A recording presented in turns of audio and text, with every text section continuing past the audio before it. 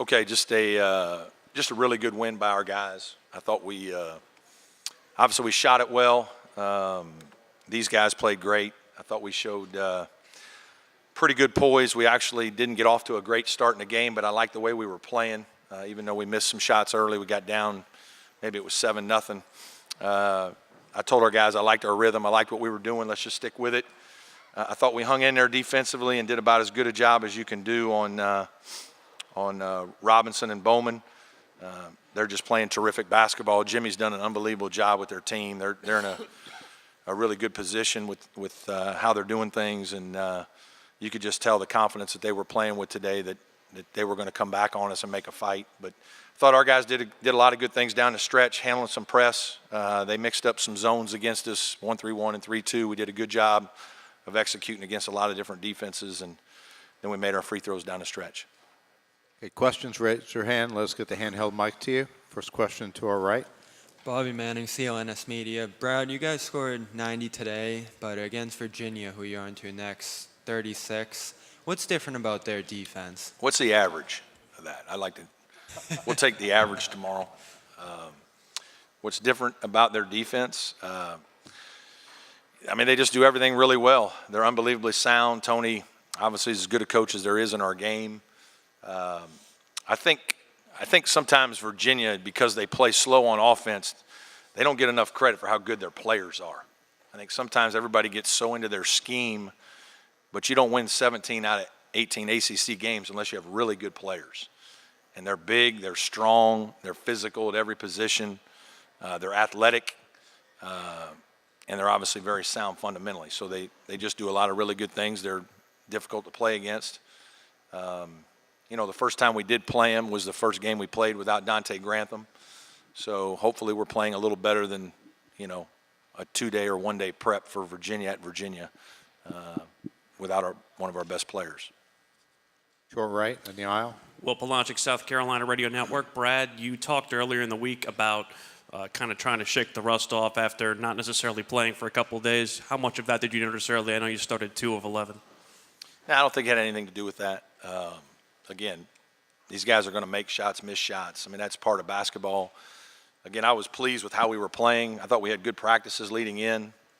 These guys were very focused. Monday and Tuesday, we practiced extremely hard. We tapered back on Wednesday. But, you know, we tried to use Monday and Tuesday as a way for our team to get better, and I think we did that.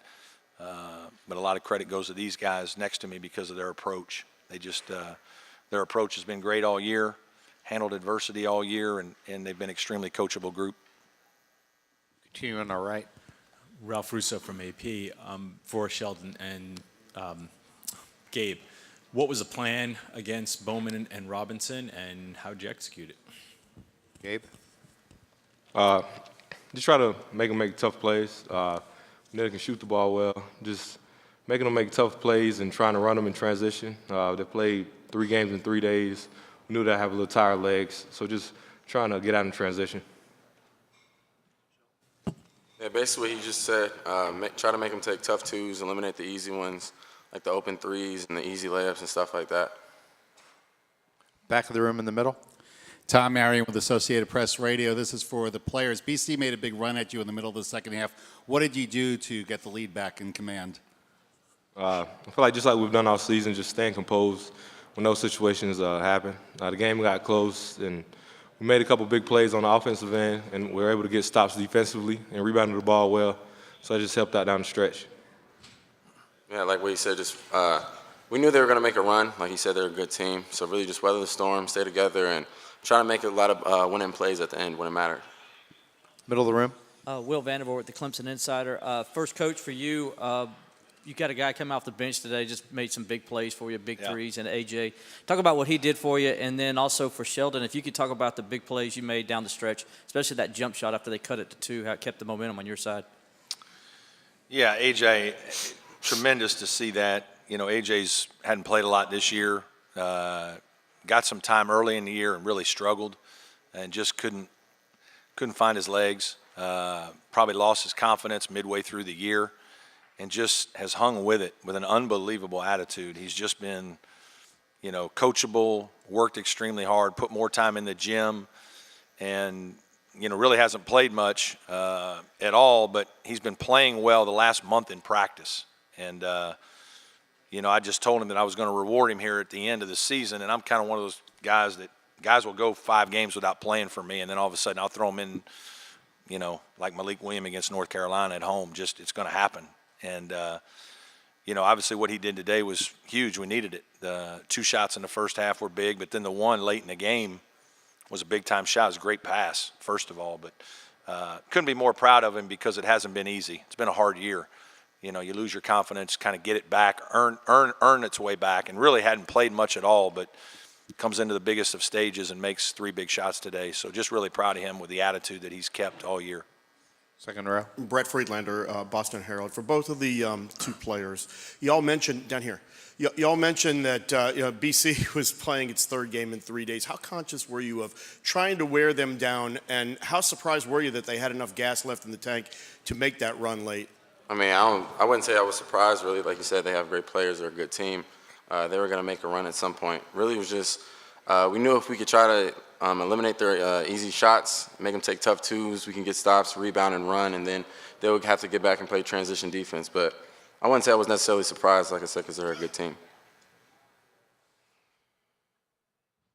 Brett, Julian Bimbo, Boston Globe. Jim mentioned you guys are pretty close yesterday, obviously, and I was just curious, did you guys talk at all leading up to today, or even if not, during the course of the season? Yeah, Jim and I talk, probably every 2 weeks, maybe every 2 to 3 weeks, just depending on what's going on. It's mostly words of encouragement.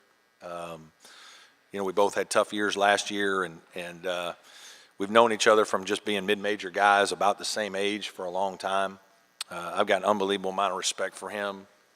Martin Jarman, their AD, has actually played at UNC Wilmington when I was an assistant there. And I told him when he got the job at Boston College that he had one hell of a coach, and that people probably don't realize it, but you will see it this year with this team.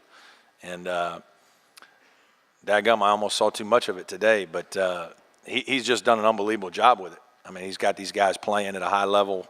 Their belief is at a high level, and he just does things the right way in our business. He's a hard-working guy. He's a great offensive mind, and we've just competed against each other occasionally, but really just guys who are similar ages growing up in the business in a similar area. Middle of the room. Shelton, for you, could you talk about those big plays at the end of free throws, and also mainly the big basket there that kind of kept you guys on the front of the score? Really, I just saw an opening. I forgot who it was. I think Scar set a good screen, and I kind of had the big backing up, so I felt like I could make that shot. And really just making free throws, really just staying focused. We shoot free throws all the time in practice, so just sticking to the same routine, I was confident that I was going to be able to knock them down. To our right. Gabe, you kind of went through a little bit of a shooting lull here near the end of the season. You kind of picked it back up senior day and obviously today. What were you doing during that time to try and get yourself out of the funk? Gabe, if you don't make 5, it's a shooting lull. You understand that? Like it's Right. tough. Nothing different. Just staying confident, shooting the ball. Nothing changed. I just got hot there in the middle of the season. Like you said, just making 5 a game. So I made 3 today, and I guess it's shooting low, but just staying confident. I said today you were at least good. He made 5 2-point baskets, which I'm proud of. Coach Brownell, Yes. Doug Dowdy from the Roanoke Times. Tony Bennett said earlier this year in one of his radio shows that you're a guy that he roots for. So do you think he'll be rooting for you tomorrow? Yeah. Tony Bennett's not a very nice guy. Like he's got like 9 Coach of the Year awards, and he won't let me have one. No, I don't think he'll be rooting real hard for me. Just another Midwest guy that I respect. Didn't know Tony very well until I got to Clemson, but philosophically we have some similarities. He does things better than I do, considerably, but just have always respected his father first. Growing up in the Midwest, you know about Dick Bennett. My father was a high school coach. I read his book, watched his teams at Green Bay, watched Tony. I followed them while they were out at Washington State. And so I just have a lot of respect for people that do things the right way in our business. And, Tony and Jim are two guys that I've known here a little while, gotten to know better, and just have a lot of respect for those guys. Back right. Coach, you had mentioned that you played Virginia, I think it was 2 days or 2 or 3 days after Dante got hurt. Could you say that was the worst possible time to play them, or how much of poor timing was that? Yeah, it was hard, no question, but it's going to be hard tomorrow. I know that. I mean, they just make it hard. You got to play exceptionally well. You got to make plays, but I do think our team is in a better place. We were rolling when we had Dante Grantham. I mean, we felt like we were one of the better teams in the country, and had kind of proven some of that early on. And we've had to adjust. Specifically, these two guys and Marquise, they've had to adjust. And there's been a lot more responsibility in terms of scoring and different things fall on their shoulders. And we had to tweak some things in our offense just to try to take advantage of other situations where we were using Dante in our offense. And we've gotten better at that. We've gotten a couple guys like Amir's better now than he was then. David Scarr is a guy that's continued to get minutes and gotten better. Obviously, a guy like A.J. Oliver played well today. But still, Shelton Mitchell, Marquise Reed, Gabe DeVoe for us, those guys are the guys that have really led this team now that Dante's been out. Anyone else? Okay, thanks, guys. We'll see you tomorrow. Thank you all.